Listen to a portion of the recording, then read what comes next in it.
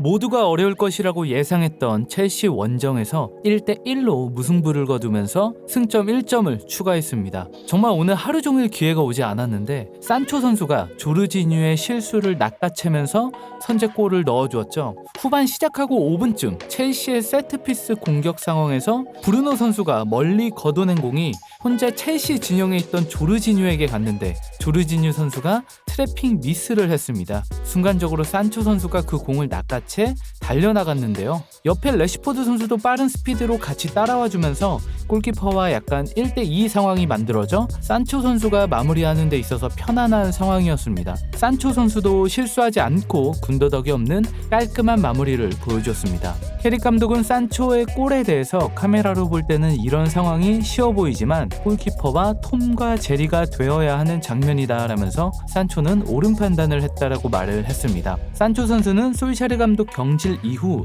2경기 연속 선발에 2경기 연속 골을 기록 중입니다. 산초 선수 개인적으로는 어쩌면 솔샤르 감독이 경질된 것이 자신의 폼을 끌어올릴 수 있는 기회가 왔다고 볼 수도 있겠죠. 캐릭 감독은 대부분의 사람들이 예상했던 선발 라인업과 다른 선발 라인업을 들고 나왔는데요. 호날두 선수를 벤치로 보내면서 마티치, 맥토미니, 프레드를 모두 중원에 기용하면서 중원을 탄탄하게 만들고 최대한 실점하지 않고 앞선의 레시포드나 산초를 이용해 역습을 하겠다는 전술을 보여주었습니다. 선발 라인업에 대해 캐릭 감독은 오늘 선발 라인업에 대한 변경은 경기에 대한 구상이 있었고 상대를 어떻게 압박할지를 생각했다. 컨디션이 좋은 선수들, 더 많은 에너지를 불어넣어줄 선수들로 구성했고 중원을 막는 것이 상당히 중요하기도 했다라고 말을 했습니다. 실제로 경기에서 하프라인 근처나 위쪽에서는 마티치, 맥토미니가 투 볼란치를 구성하고 앞쪽에 프레드, 산초, 브루노, 레시포드가 압박 또는 전진 수비를 해주었고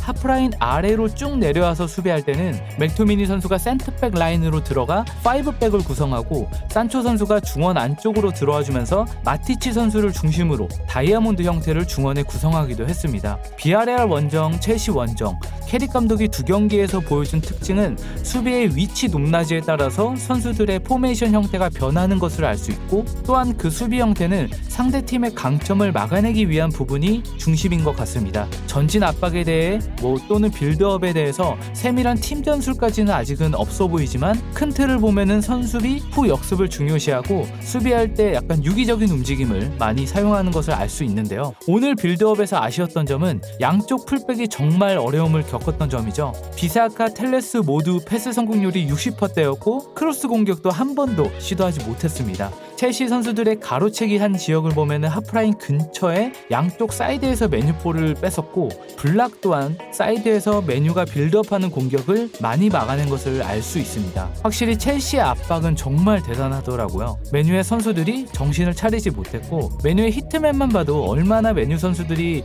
밑에서부터 전진하기 힘들었는지 압박이 얼마나 강했는지 알 수 있겠죠. 1대1이라는 결과를 냈지만 슛 자체 과정들을 본다면 3번밖에 슛을 시도하지 못했고 점유율도 굉장히 많이 차이나고 여러 부분에서 많이 밀렸던 메뉴였습니다. 그럼에도 데야 선수가 수비적으로 버틸 수 있었던 것은 첼시 선수들의 마무리가 아쉬웠던 것도 있지만 데야 선수 역시 좋은 모습을 보여줬습니다. 좋은 선방은 물론 전반 11분쯤인가요? 이제 뛰쳐나와서 클리어링까지 해주는 모습은 데야 선수가 경기력도 올랐지만 커버 범위도 넓게 가져가려고 노력하는 모습도 보여줬습니다.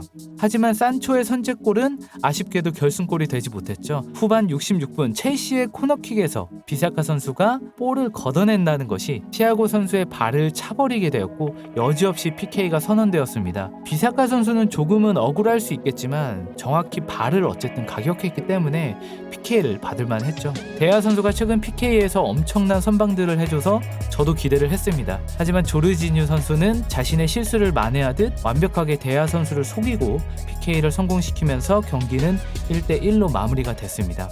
데야 선수는 오늘 언제나 승점 1점은 만족할 수 없는 결과다라고 말하면서도 하지만 우리의 어려운 상황을 고려해보면 기회도 잘 살려냈고 승점 1점을 얻은 것 역시 대단했다. 선수들이 자랑스럽고 경기를 간결하게 했고 팀이 하나로 뭉쳐졌다라고 하면서 소중한 승점 1점이다라고 말을 했습니다. 캐리 감독은 팀 전체가 압박을 받고 있습니다. 하지만 예상되었던 일이고 비판을 이겨내야 한다. 이게 프로축구에서의 순리이기도 하다라고 말을 했는데요. 하지만 최근 많은 압박을 이겨냈다고 말을 하면서 오늘도 그런 모습을 보여줬다. 상대 진영으로 더 들어갔고 간결하게 경기를 소화했다. 공격진들도 좋았다라고 말을 했습니다. 오늘 MOM은 누가 받았을까요? 프리미어리그 공식 KOM은 선제골을 넣은 맨유의 제이든 산초 선수가 받았고요. 맨유 팬투표는 데야 선수가 산초 선수를 근소하게 앞서 나가면서 MOM을 받았습니다. 맨체스터 이브닝에서도 역시나 데야 선수가 제일 높은 8점을 받았고 브루노 선수가 3점으로 워스트로 평가를 받았습니다. BBC에서도 데야 선수가 MOM을 역시나 받았고 PK를 내준 비사카 선수가 워스트로 평가를 받았고요. 스카이 스포츠는 맥토미니 선수가 MOM으로 뽑혔고 비사카 선수가 역시나 워스트로 평가를 받았습니다. 맨유의 다음 경기는 홈에서 아스날을 맞이하고 이틀 뒤에 바로 크리스탈 팰리스와의 경기도 있습니다. 랄프 랑닉의 오피셜이 언제 발표되고 언제부터 맨유의 임시 감독직을 수행할지는 모르겠지만 12월에 많은 경기들을 치러야 하기 때문에 발빠르게 움직이고 준비를 했으면 좋겠네요. 어쨌든 맨유가 어려운 첼시 원정에서 승점 1점을 따는 것은 다행이지 않나 생각이 들었습니다. 지금까지 맨유튜브였습니다.